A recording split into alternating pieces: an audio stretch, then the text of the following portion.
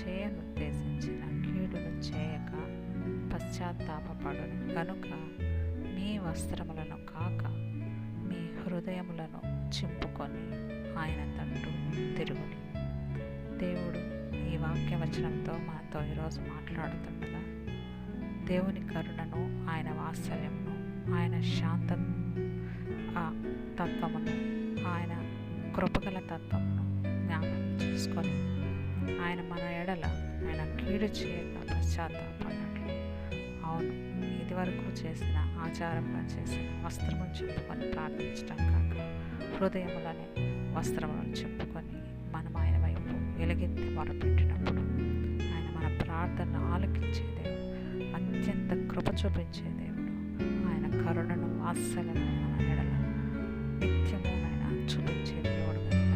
జ్ఞాపకం చేసుకొని దేవుని సన్నిధానంలో మన హృదయంలో చింపుకొని ఆయన వైపు వెలుగెత్తి